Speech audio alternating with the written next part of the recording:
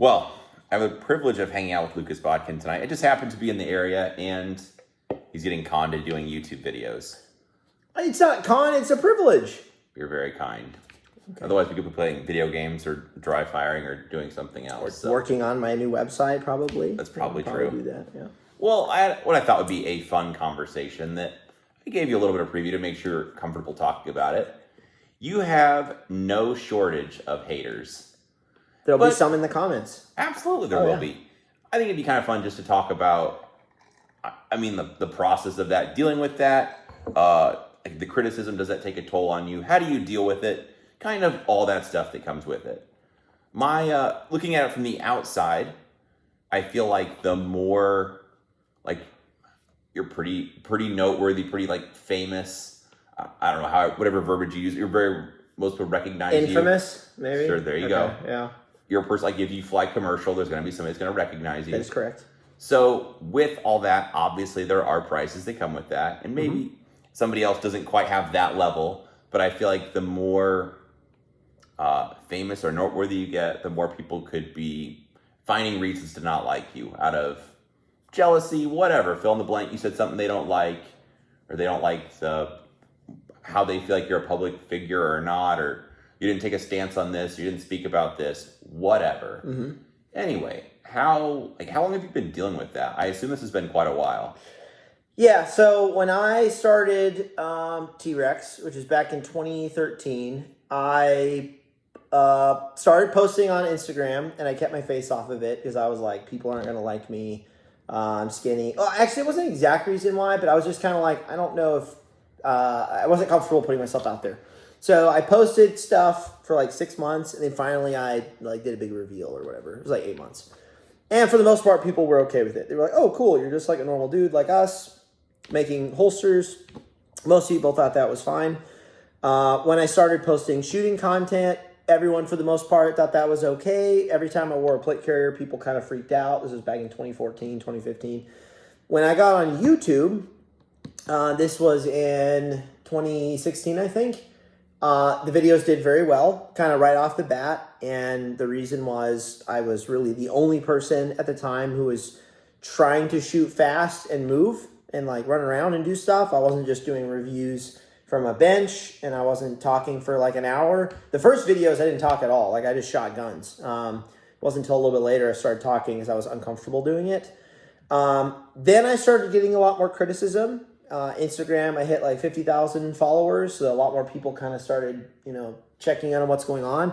I was super cringy, skinny. I was fast at shooting. I didn't necessarily show a lot of my hits. The fundamentals were they were good at the time. I'll put it that way. They were not bad at the time. They were not great by today's standards. Sure. But there were a lot of reasons for people to take shots at me. Nasally voice, punchable face, no military background, young, whatever. There were lots of people. And this was back in 2016 when military guys weren't really using shot timers. Sure. The public thought just because someone's a vet means they're good at shooting. This was actually the early days of competition shootings going to get killed in the streets. Yes, that's when all that. Like, we joke now, but that was a real thing. Cardboard doesn't shoot back. Yes. It's at the height of its like online thing. And the reason for this was in 2016, that's when social media started to pick up. People were starting they had Facebook and MySpace a little bit, but full-on social media was starting to kick in 2016, 2017, and a lot of people didn't know how to handle it. They didn't know how to interact on it. They didn't know how to have discussions even. I actually think now, in some ways, things are a little bit better. And so I just received all kinds of flack, all kinds of stuff. And I coped in a couple different ways. The first way was my sort of closed off kind of religious background, which was oh, they just don't understand. And if they have a problem with me, that's their problem. It's not my problem. There was a lot of that, which isn't necessarily a good way to look at things. The second coping mechanism I had was, I knew they were wrong, which was they would say shot timers are dumb. And I know that person just doesn't know because shot timers are used by the elite dudes and comp shooters, and it's made me better. And if it's made me better, I know it can make other people better. So they're just being closed-minded and dumb. But early on in 2018 and stuff, there were days where people would jump in and say certain things where I did react very poorly to it, and it would affect my entire workday. Where someone would say something nasty about like a shooting match I shot, or some product thing or whatever it was, or I didn't design the sidecar, so-and-so did it instead. And I would be there like working on holsters or editing video, and it would just keep like coming to my mind all day, or I would check back to that meme or that post to see what people were saying, and it would just occupy my whole day. And it wasn't until about 2019 or 2020 where I started getting a lot better at just like shelving that and canning it and not letting it occupy my day. But the thing that I saw at the time, because I was in close interaction with some other influencer Instagram people. I say influencer, they influence, but in my opinion, not in a very good way. Their coping mechanism for criticism was just, oh, you're just a hater, I'm not going to pay attention to you. I don't think that is healthy of a mental situation, because you're writing off all potential good criticism. And if you are someone engaged in the public space of content, product, selling, whatever it is, you need to be able to receive legitimate criticism from the public. It is there. People will take the time to let themselves be heard, or they'll tell you stuff.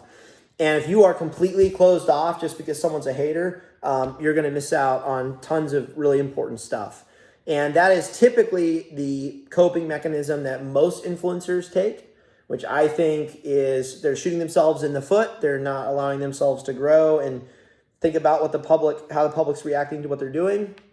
So for me, it was this very difficult balance of, when do I see a criticism that's legitimate, like about, my fitness or some shooting thing, or I'm skyloading my bolt gun and I didn't really understand what that was at the time, versus someone just being a chump and just saying dumb stuff. Yeah, like your hat's dumb or whatever. Where yeah, it's not really...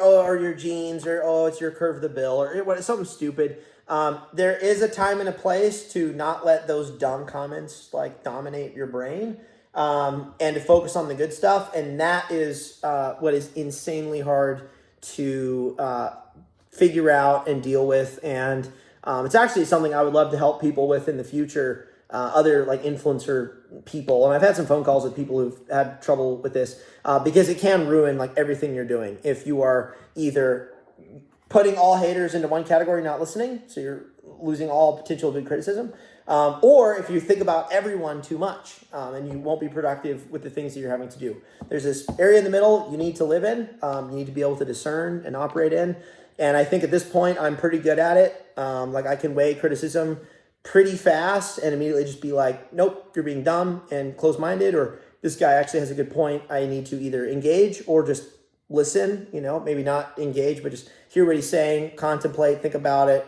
make some changes. So now, 2025, I've been doing this for a long time. I've read tens of thousands of comments and DMs. The numbers are definitely up there for just reps. And I'm still trying to figure out good ways of explaining how to come up with a balanced process for how to interact with the internet, because most people do not understand or take seriously enough how good and bad interactions can be on the internet, and how to grow and be successful with those, including companies. There's all kinds of companies right now that need to learn more about that. Hey man, that ends today. That wasn't exactly the one I was referencing, but that absolutely counts. So I don't know. In the future, maybe I'll write a book or something. I don't know, but it's interesting stuff. That's interesting. Okay, so along those lines, you pay attention to their feedback. Yep. But how about the line between like, I'll say this. For example, let's say, I've had people be like, hey, why don't you go shoot a match? Or we're going to shoot your next match. So I shot a local match a month and a half ago, something. Yeah. It was like 4 or 6 Charlies for 6 stages, a pretty good match. You just shot really slow. Yeah, I did it pretty well. Slow down and get your hits. So it was a pretty good outcome. Yeah. But then somebody's like, hey, why aren't you shooting nationals? Yeah, why aren't you the best in the world? Sure, yeah. But then it's like, in my opinion, there's some level of it's like, if you win nationals, how about you go to it twice? You only won nationals once. The goalpost. Like, sure, and it's like, I understand that because that is healthy, even just for myself. it'd be like, if I did pretty well, I want to do better the next time. I want to keep getting better. But like, what's the line for then where you don't feed into people's expectations or feel like you need to give somebody? Another example I've seen many times, it'll play out where a top shooter or a pretty good shooter who's famous won't win a match. He'll have a bad result. And then he'll like, I've seen comments, well, they'll list out a dissertation of like, sorry guys, this is what happened. Like they have to like tender an explanation to people for why you didn't win. It's like, I don't really know that you should have to tell somebody why you didn't win. It's like, dude, it's really tough shooting a match. There's a lot of pressure, a lot of abilities being tested. So what? Like you didn't win. I wouldn't think that person needs to give a written explanation, but some people do that too. It's like, what's your thoughts on all that stuff? So the first thing is, I think the thing that trips people up and jams people up the most is when someone goes and claims, and I say this for myself, more way back when, a lot less now. If someone goes and claims anything, they're a shooting instructor, they're really good at shooting, the latest one I saw that was funny was, I won my local match, and it turned out he won his division but was at the bottom, which was actually hilarious. If you claim a thing, people will watch for if that claim is true. Like, that is human nature. Sure. That's just what they do. If you don't claim anything, you just say, and this is my advice to everyone who's doing any sort of public media on the internet or in general, take people along your journey of whatever it is you're learning. If you're 60 years old and you have 40 years of experience, and so you really want to, like, hey, here's things I've learned that you all need to know because you've really got the years, do that. But most of us out there who are 40 and below, we're just taking people on our journey. We're not sitting from a position of massive authority and blasting down at them like they're peasants and peons. And if you operate off of, with that in mind, and that's what you tell people and demonstrate to people, for the most part, the public is not going to have unrealistic expectations for you as a person. Now, there are those people who see, I shoot a really fast drill, and if people immediately correlate that to, well, why aren't you at a match winning? And it's like, well, because that's not my job, and that's not what I do. I do a lot of other things. It's very nuanced. Sure. But if I'm like, hey guys, I'm training on the range, I'm trying to get better at shooting, here's what I'm doing right now to get better at shooting, most people aren't going to extrapolate from that, oh, why aren't you going and shooting a match? Whereas if I posture as a GM, or I'd say on the internet, like there's been some of those Brovet guys who come out and said, I could be a GM in USPSA, FI, XYZ. Well, you got to go do it or shut up. Like, it doesn't matter what you're going to claim. And as soon as you say that, a ton of people, myself included, are going to go, well, why don't you just go do it then? And if you're not going to do it, then don't say it. Just don't claim the thing. So I think that's what jams people up the most. There's always that 10%. They're the 10% who cannot be won over. I think the percent is actually a little bit less. It's like 10% are pissed off. It's like 5% can be convinced, but at great lengths. And then it's like 1% will always hate you. 2% are have like daddy issues. I don't know. And then it's like 3%. They're still not going to be won over. So there's always that percent of people that are super upset and pissed off. You can't There's make no them happy. winning. There's nothing you can do. You could cure cancer, and they'd say, well, you didn't cure measles. And they're still pissed off. And on top of that, the other thing people don't realize is the review phenomenon. So if you go to Amazon and you look at reviews, typically speaking, the kinds of people that take the time to leave a review are leaving a 1-star review. They don't go out of their way to leave a positive review. So if you look at a comment section and you see 30% are bad comments, I mean, that's, probably pretty bad. But at the same time, there's hundreds of people looking at it who liked it, who just aren't taking the time in their day to say something nice, because most people do not take the time to say nice things. Well, they're happy if it works. I buy this a rifle magazine, and if it goes out and works all the time, like, cool. The magazine feeds, it works great, it holds ammunition. Yep. But if I buy a brand of magazine and it never works right, then I'm more likely to want to tell somebody all about it. I'm going to blow them out of the water. I'm going to leave them a bad review. I'm going to tell all my friends what a bad purchase this was. Don't buy from this company. So you have to, with that in mind, you as either a content creator, influencer, a public figure, whatever, you have to take that in mind. Now, the anomaly to this situation is when your comment section is like 90% negative, which has happened in various cases. That is called Tell me more. That is called an indicator where the company in question or the person in question, this has happened with influencers too. Like there's that Hassan guy who's been shocking his dog, allegedly, I guess, or people are pretty sure.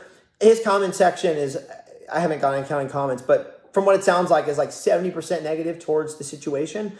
It's not like a 50-50, sort of President Trump situation. 50% are pissed off, 50% are like, yeah, pretty standard. It's like hey, the majority of people really They did not approve what you're doing. They did not approve of what you're doing. You probably either need to say, nope, I'm going to continue being a scumbag, or 2, you're right, I'm not going to do that anymore. Now, with that said, I don't think apologies to the internet work or are good or teach good habits to the public. Apologies are meant for when you need to apologize directly to an individual that you wronged. So an example might be, let's say you did a pre-order and then you never delivered on the pre-order. You would need to apologize to all the people you took money from, obviously. You could do that in the form of a video on the internet to everyone, but really focus on the people that were screwed over in the pre-order. But these whole like mass apologies that are demanded of the public are stupid, because you can't actually discern from the crowd of people who deserves the apology. You're just kind of like napalming everyone with an apology. And that's not a real genuine apology. So I think those are stupid. I can't think of a situation right now where it was deserved or necessary for someone to come out and apologize to the public for whatever. There was a moment though where I didn't apologize to the public. I more just took accountability for myself. Looking back, I don't know if it was necessary. I called someone a dumbass on the internet. I mean, I had a situation. I thought, this is not the no, same not one, that so. one. No, there was no apology necessary for that one. No, this one, I got a lot of pressure at work, which, there's a whole other thing. But I was very fired up over a situation. I still think my point was correct. And I said that in my follow-up. But me immediately calling someone a dumbass on a video, the various people and myself, when I thought back and reflected, I was like, you know what? That wasn't the right way to communicate that. I should have just made my point. I didn't have to name call.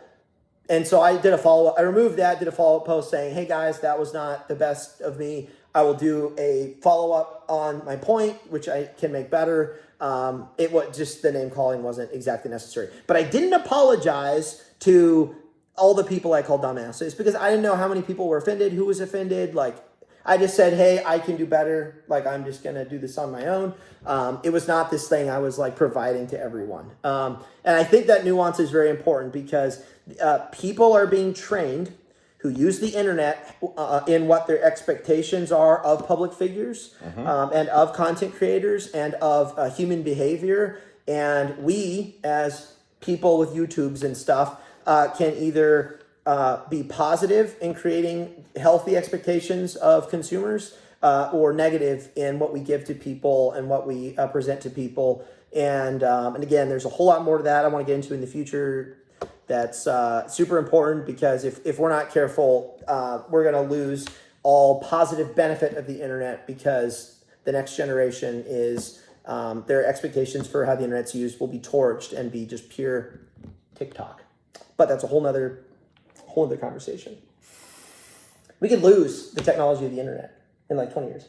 That's true. And I use the magazine as an example. It could be anything. People do just complain. Actually, my wife's good at this one. We've had complaining?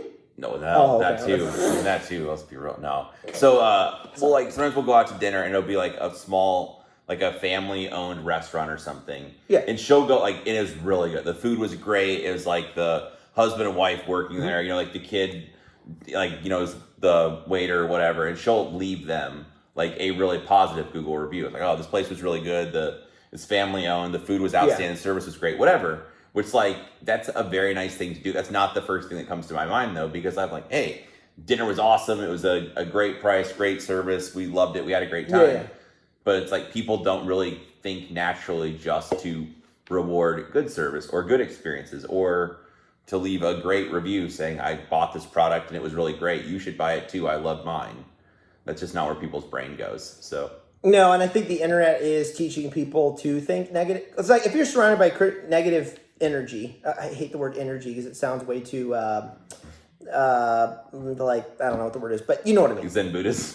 Yeah, I don't like the word energy, but having come out of a negative energy field, surrounded by negative energy, what I can say firsthand is if people are on social media for 4 hours a day, I think the average is like 3.5, something like that, national average, and 90% of the interactions you see are negative, that means you are spending 3 hours of your day being inoculated to negative interactions with people, insults, callings out, complaining, lots of complaining.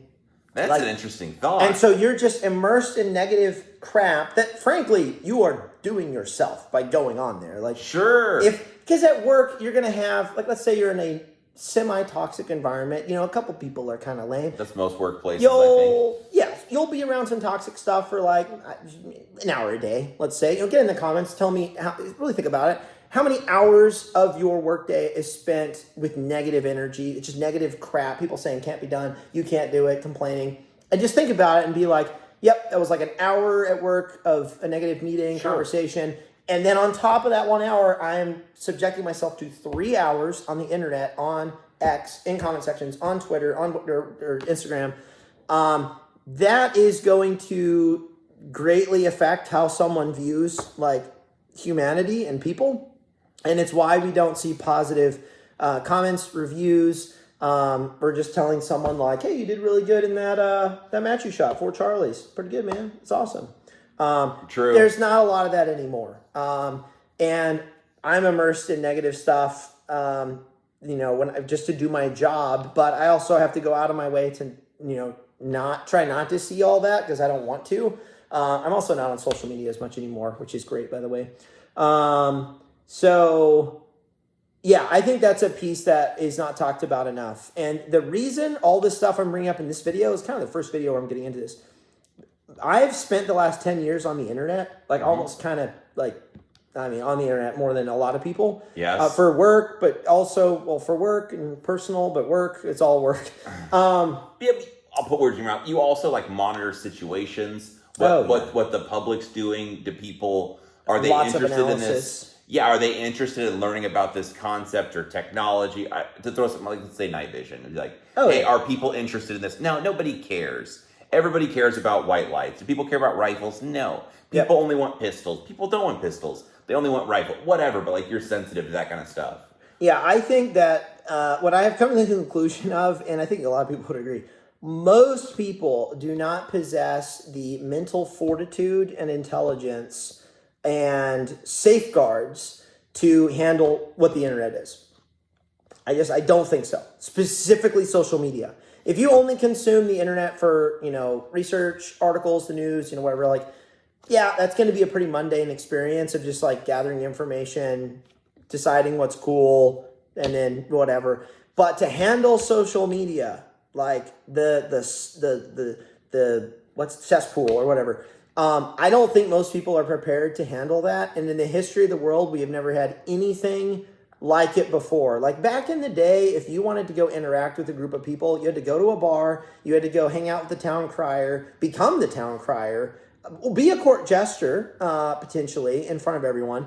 But there was no clean way of immediately receiving the attention of like 100 people or giving it to 100 people. It never existed before. And there's lots of studies in how young people's brains are being like affected by the constant seeking out of dopamine and interactions and things like that. And I think we're starting to see now is it Gen A, whatever the generation we're in, we are now going to start seeing the major effects of people who grew up with social media internet, not just the internet from like 2000, but like social media internet. And we're going to see some serious like brain rot type situations. Now, we had our fair share of brain rot back in 2010, okay? Like, I know. I played a lot of Flash games. But that actually was not as dangerous or harmful to the human brain as much as social media is today, or even TikTok. So there's a lot more to this conversation about just handling criticism, like I've had to do for a long time, or people need to do in general.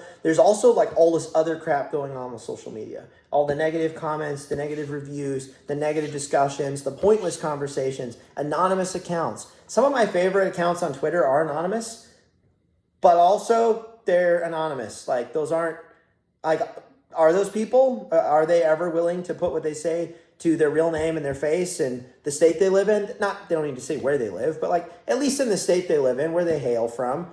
Like, no, most people aren't going to do that. And I think that's a huge problem. So I generally, if it's an anonymous account, I'm like, I'm not going to say I don't care, but there is a big part of me that's like, hey, until you're ready to tell me what your name is, what you look like, what country at least you live in, you could be a bot. Like, I don't really care that much. I block a lot of anonymous accounts. If they have 0 posts, 0 following, they follow 5 people, they're just nuked. And I think there's good precedence for that, just nuking those accounts and not letting them live on the internet. But anyway. Dude, that's interesting. Well, it kind of related to this.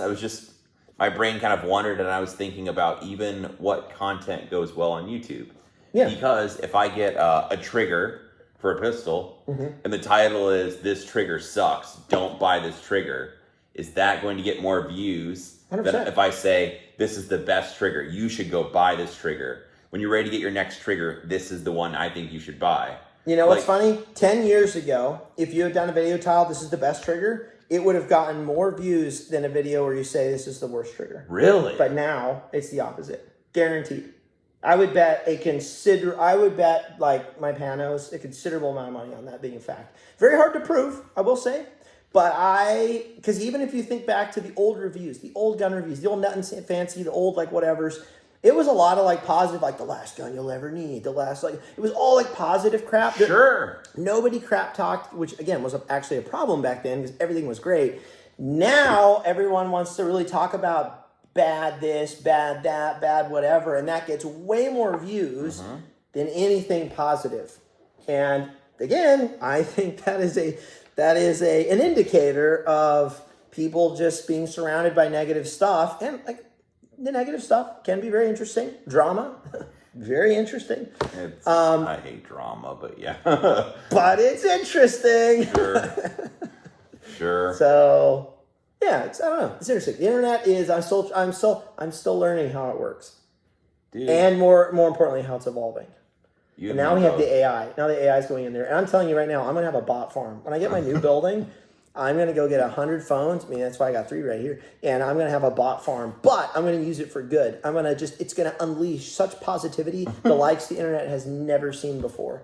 I saw a funny little meme. It was on, I think it was Instagram the other day. And it was like the bot, it was like a Terminator thing where the bots were going through and cleaning people out. And the bot was like, this one says thank you. Yeah, save him. He's okay. It was like to Chat GPT. I had like a little thing where it's like, thanks Chat GPT, you saved my day, or whatever. Hey, listen, I just tell the AIs thank you to cost the companies more money. That's why I do it. It costs them like an extra $20 million a year in all the thank you prompts. Yeah. Oh, perfect. OpenAI had an article on that or something. No, I'm gonna even like continue or talking about it. If I do like, hey, don't do this in dry fire, that's gonna get more views. I'm like, hey, make sure you do this in dry fire. Nobody cares. Yeah, no one cares. Yeah, it's sad. I wish it weren't the case. I'm not a huge fan of clickbait, but this is where the ends justify the means. If you can use clickbait to hook people and then give them the good information, I think that is a noble pursuit. Although at some point you can go too far and just clickbait every video, and then at that point, if everything's clickbait, nothing is. That's true. Because you get so used to it. Yeah, there's one YouTuber in particular who does this a lot. I won't even say his name, but if someone in the comments will, probably a dozen people in the comments will say that person's name. But if every single video is titled, don't buy this, or before you buy this, or hey, this gun law thing is changing and we must do whatever. Yeah, it loses all significance and meaning. Yeah. I love it. If it's like, because it's the same thing. If every gun is the best, well, then nothing is. At some point, it's like, this gun's amazing, this gun's okay, this gun's bad, and this one's ugly. Yeah. And you have the whole span. Well, it's like I shouldn't date this, but it'd be, yeah, if there's a political thing changing with guns, you're like, hey, now's the time to act. But then next week again, now's the one time to act. And the next week, hey, we're getting there. Now's the one time to act. I'm just going to stop. Like, yeah, by the third video, you're like, nah, it's crying wolf. You're like, I'm done. I didn't really click it to begin with, but now I'm really not interested because I could just see it's like that's every single Yeah, because then the next video will be like, a nuke just dropped, and you're like, nah, I don't believe it. Sure. Turns out Ohio's gone. Yeah. I had no idea. Who knew? Yeah, all right. It's fun. Well, what about, like, the mental health side of it? I'm not a professional for this stuff, but, like, that stuff has to be taxing on you also. For you, like, having haters or people that's like, hey, you're so dumb. Why are you always wearing black? Or why didn't you go do this? Or why are you so busy with work? Or why aren't you making content about this? Or I think you should have made a video about this gun. Why did you not do that? You know what I mean? Like, does that stuff wear on you? Oh, yeah. Yeah. Do you have any tips for people to, like, not let it wear on you as much? Or yeah, the biggest tip is people need to be really sure about what they're doing. So if you have a good objective, you're very grounded in, you have a goal or like a mission something. kind of thing? You have a mission. It's like, fair? yep, I'm. You want to educate people. I want to educate people. I want to teach them how to shoot better. In order to teach them how to shoot better, I'm also trying to get better at shooting. So I'm on this constant progression so that I can achieve this mission more effectively. Okay. When you receive pushback of any kind, good, bad, or ugly, okay, you will be grounded in receiving that pushback. The problem is most people do not have a discerned objective. They're on social media, and if their objective is, I want lots of followers and free guns, and I've known some people personally. Of course. Those people are going to have a very hard time mentally, unless they're just completely checked out and narcissistic, in handling online criticism. And it's because their foundation is so rocky. Like, their foundation is based on getting some free trinkets from companies that are a couple $1,000s. And, like, that sounds really great, right, in theory, but that mission is not going to stand up to serious, legitimate criticism from hundreds to even thousands of people. So for me, owning a company and having employees and having a mission that I believed in, and I still believe in many parts of that mission. I'm just going to do it in a new company and do it better, in my opinion.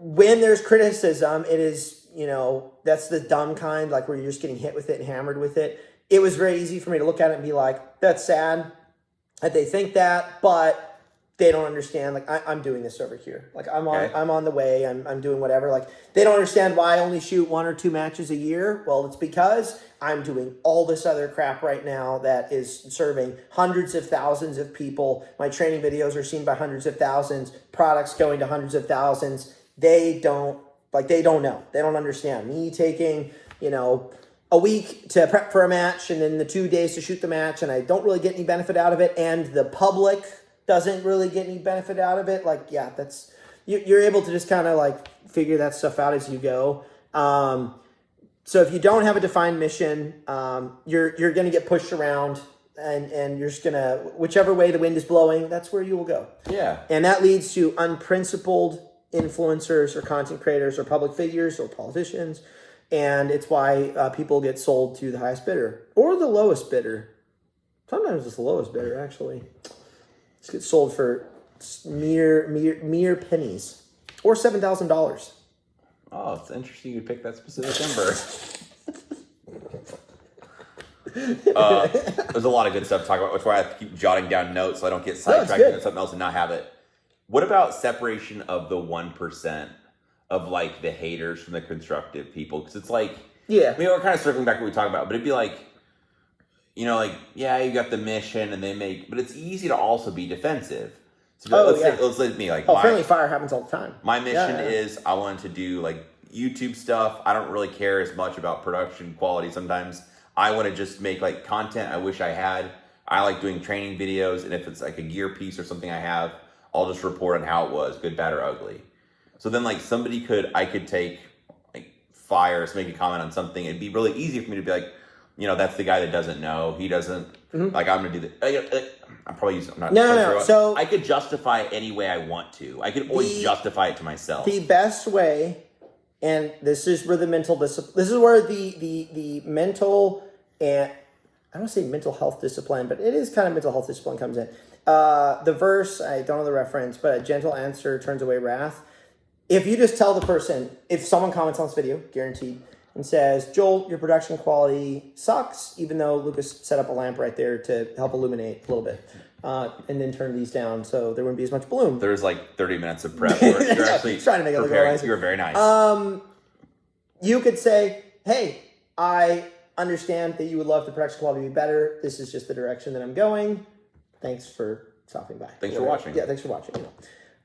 There's like an 80% chance that person will, if they see the comment, and if it's YouTube, I don't know how that works. I don't know if they'll think you get a push notification. I think you do if you have them turned on. They'll see that. There's like a 50% chance then to go, you know what? That's okay.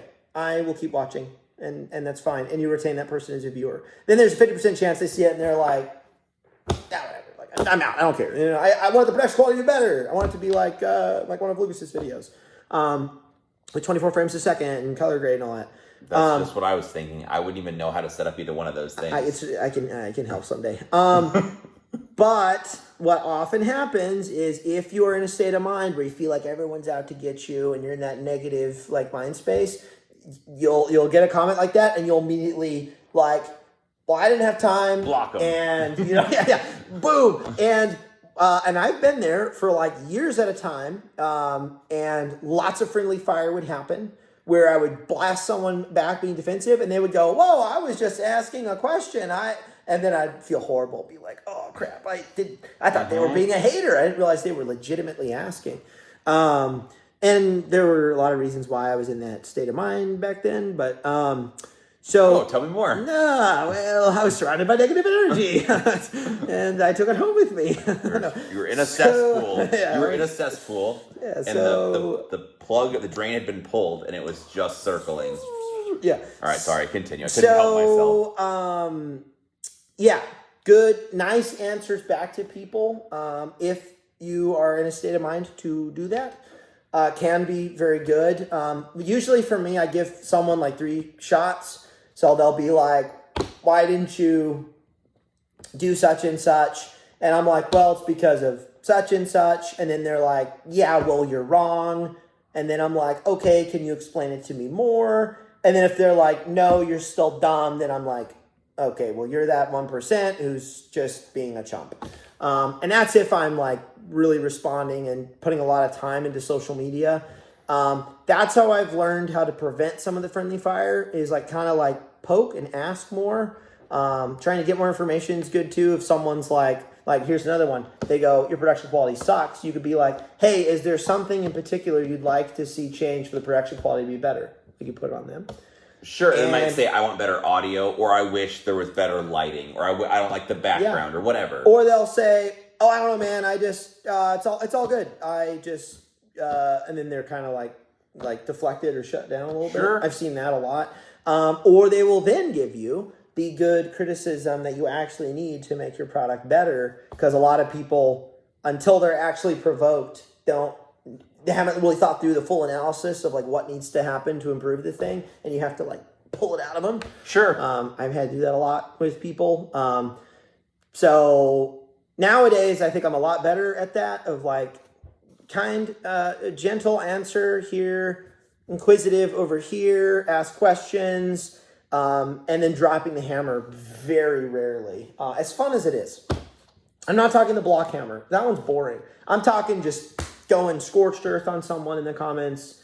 It's fun, but you save it in moderation. All things in moderation. You save that. It's like a nuke. You just kind of. It was like I had one comment where I was like, "Well, how do I know that you're qualified to talk about this?" Yeah. I want to be like, "Well, how do I know you're qualified to understand what I'm talking about, or to judge it in the first place?" Sure. It's like, that kind of stuff is fun, but it's like, well, is that really a necessary thing to say?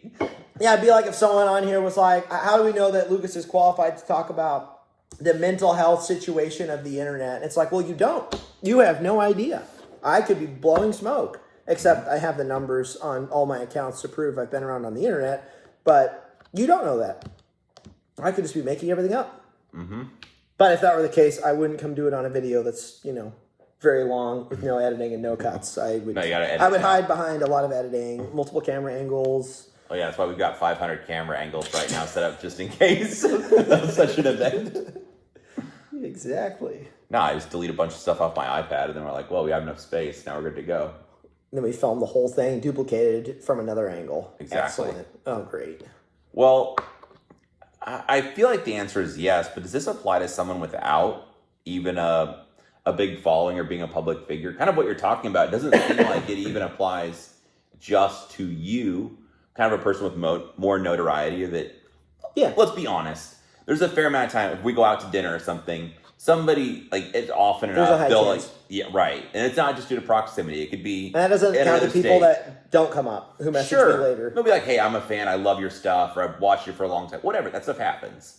Yep. So, but with this also, it sounds like it would apply to somebody who's got 200 followers on Instagram and doesn't have a YouTube channel. Kind of just like kind of how to engage with people, whether it could be feedback on your job. It's like, hey, I wish you punctuated better in your email or something. I think all of these fundamentals, if you want to call them that, of human behavior and all of that, do translate to everything and everyone. Like when I started to pay more attention to this back in 2000, it was probably 2020-ish, my interactions with people at work got better. Now, there were other parts of my interactions at work I had to work on. And that's where like our coach came in and worked with us on stuff. And I had a therapist in 2023. I still have one, psychologist. Very interesting. I usually just pump him for information because I'm interested in stuff like this. And he's helpful too if I'm having like a really bad month or week or whatever. But it does absolutely translate. Like I think everything I've brought up in this video, if people really are thinking about it while they hear it, they will think of moments at their employer or in their relationship or at church or at something where they're like, yep, I could have answered better. I could have been more inquisitive. I could have asked more questions. I could have assumed, or not assumed these things. Some of these things, some of the challenges that I have faced, you're not going to face unless you do gain some form of notoriety of a decent amount. Because the intensity just grows, right? Or to be higher. It's everywhere. Yep. Yeah. And you can't get away from it. The possibility, like getting doxxed, for example, or the possibility of someone coming up to you in public and filming you while you're at your worst, or while you're having an argument with your wife or something. Like if you're a guy with 200 followers, the chances of that happening are basically zero. If you're someone with 200,000 followers, well, that chance just went up 1% or however much percent over the negligible percent. So there are some unique things that until you reach a certain amount, you just don't have to worry about, which is really convenient because the second you cross that Rubicon of nobody knows who you are to all of a sudden, actually, there's a good amount of people that know who I am. And I'm not talking like Beyonce levels. Like I get recognized on basically every flight. Like every time I go to the airport, I'll get stopped by at least 2 people. This last trip, it was 3. And that's just my one airport, like going there, flying, next airport, and then I go do my thing, maybe get stopped once. And then when I come back to the airport, another 3 times, and then I'm out. And those interactions could be, they could be anything. And that doesn't count the people who see me. And there's like this weird thing where they know. Like if you make eye contact, they'll kind of they'll see. You saw me. And then, or if I have people with me, they'll see people double take. They'll be like, hey, that guy knows who you are. And I'll be like, oh, okay, give me there. So once you hit that level, it's very different. And there's not a lot of people in that sort of range, I guess. Although I'm not that famous, but it is kind of crazy. I get stopped as much as they do, but it's weird because it's very easy for that to immediately make you super arrogant and proud and narcissistic and think you're more important than you are. When in reality, I'm just a dude who shoots guns, and I've said some good things on the internet before, and I've done some good things, but I could just piss all that away. Like next week, I could go do some dumb stuff. I could screw people over for money, and all of it could be gone within, I could do a couple things and it could all be torched. And I'm also just still a normal dude. So, some of this stuff I don't think everyone has to worry about. And I would say that is great that you don't have to. Because the second you have to, well, most people don't handle it very well. Sure. They don't, and they crash and burn. So like rock stars committing suicide, things like that. Sure. No, awful things. Or cocaine, or Epstein's Island, or whatever it is. All sorts of things. Hey, look, the video's still good. Okay, we're fine. It's 45 minutes in. We're good. But everyone knows what I'm saying is true. Or $7,000. Such an odd number you keep picking. It's a very specific amount. It's very specific. Yeah. Indeed. Yeah. No, this has been good. That was through all my notes. I think this is kind of an interesting thought process. I like the idea of, I dislike the fact that don't buy this sells more, gets more views than you should buy this. But I guess it's just that it is what it is. But I appreciate your perspective on like not just kind of putting up your wall and being like block, block, block. Nope, you're stupid. Block. The problem with that strategy is that works good in the short term, dopamine wise, because I've done that before, right? Like a couple times, and so I know what I'm talking about. It works in the short term, but you can't get away from like that perspective being there. So like, let's say you're in one of these situations where 90% of the comments are roasting you. Well, if you start blocking all 90% of the people, one, you're going to drop a massive following, nuking all those people.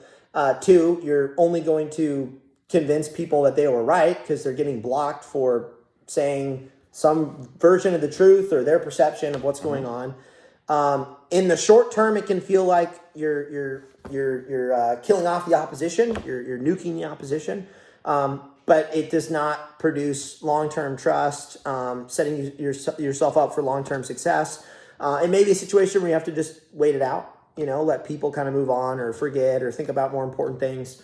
But yeah, the whole block fest thing doesn't work. And I've seen Twitch streamers try to do it. I've seen celebrities or smaller celebrities try to do it. I've seen gun industry celebrities try to do it. It doesn't work at all. You either need to let people say their piece and be silent and let them get it off their chest, or you need to come at it head on and say, yep, we messed up and we're going to do better. And here's some things we're going to do. And we fired the CEO. We fired the HR lady. We did whatever. We're going to do these things. And even then, you're not going to convince everyone. You have to prove it over time with trust. Cracker Barrel, good example. They have a lot of stuff they have to do to fix their problem. So, but what I will say, sort of my final moment is final moment. Oh, sounds like I'm going to die. My last request. I think that people do not give enough. How do I say this right? I'm going to try to say this right, and people can judge it, and I'll figure out how to say it better later. I think the position of internet public figure, it produces some unique challenges never seen before by celebrities or people in public positions. Again, another example, if you were a famous movie star back in the 80s or 70s, the only time you really interacted with the public was some sort of meet and greet, red carpet situation. You would go on talk shows, you would go on the radio, and then you would go home to your mansion, and that was it. You never had to interact with the real world. You had to be on your best behavior for a couple hours. Yep, or that was it. minutes. Yep, and you have paparazzis out by the gate, and your security deals with them, or you live somewhere secret, but like you're not dealing with negative stuff like 24/7 all the time. Nowadays, if you have 1 million followers, or in my case 500,000, and however much I have had on YouTube, still have because they know who I am. I get that feedback 24/7. I can open up any of these devices connected to any of my different accounts, and I can find a negative comment within probably 15 seconds, 10 seconds on any of my accounts. A lot less now than it used to be. That has never existed in the history of the world. And personally, I think that consumers should give more grace to some extent to people in this position, whether they're in the position, if they're in the position for the wrong reasons, you shouldn't give them too much grace. But the people who are in this position of trying to share education, be activists for different things, push boundaries of technology or whatever, and they're in the arena, they're in the limelight trying to do that. I think the public should give those people more grace than they currently give them. While also holding them accountable for the ridiculous, dumb crap that they may do, like shocking their dog on a live stream over and over. Like that's just, you're just being stupid. Yeah, like, that's just dumb. 100%. I mean, like we have shock collars for our dogs, but the beep is enough. They don't have to get shocked. They know. And on top of that, the position of being in this situation is one that requires, in my opinion, unique help. Like more than a regular therapist can do, in my opinion. So when I see a public figure getting blasted by the internet and they're like, I'm taking a break from the internet for a week, like, yeah, they're going and hiding in a hole because they feel like absolute trash. And I know it's very quick for some people to say like, oh, boo-hoo, the millionaire's, sad about whatever. I think that's kind of short-sighted because at the same time, that person's in a great position of influence and maybe we could help them be a healthier influence on people if we didn't treat them like garbage all the time. But yeah, I don't know. I don't know if I'm saying it very well. Makes sense to me. Yeah, I just think a lot of people, consumers don't know how to interact with public figures, and public figures don't know, internet public figures, I should say, and internet public figures don't know how to handle the position that they're in most cases. And it's why a lot of social media people get off after 10 years. A lot of YouTubers retired recently. There's social media people who aren't going to events anymore and they're not doing certain things because the mental drain is just too much and they don't know how to handle it, in my opinion. So I don't know, maybe someday that's something I will help people with as I figure it out more, but I don't know. You got to figure it out somehow at some point because the internet isn't going away anytime soon, although I think it could if we're not careful, and things are only going to get worse based on brain rot. So I don't know if you were expecting to get this much. No, this is really good. Internet philosophy, but I've been thinking about it a lot lately. I can tell. No, this is really last couple of years. Yeah. Not honestly. I appreciate. Well, you're always so graceful to me. Like, appreciate you taking the time to be willing to talk about this stuff. And yeah, this is pretty personal stuff. So it is a lot of stuff you went through. So anyway, I appreciate that you'd be willing to discuss it. Always, anytime. Well, a bit of a change of pace from the regular videos. So. I'll try to be in the comments to answer questions for a couple weeks. Before I bounce. Very kind for doing that. All right. Well, listeners, if you have questions, listeners or viewers, I guess. So used to podcasting. People could be driving while they listen to this. It's like a podcast. This is indeed true. Yeah. Appreciate you guys watching. If you do have questions, drop it below. If you like this kind of content, I'm curious about that too. So feel free to drop that below. According to my wife, I'm supposed to tell people to like, share, subscribe, and all that crap, so I guess you should do that too. But I appreciate you guys watching. Have a good day.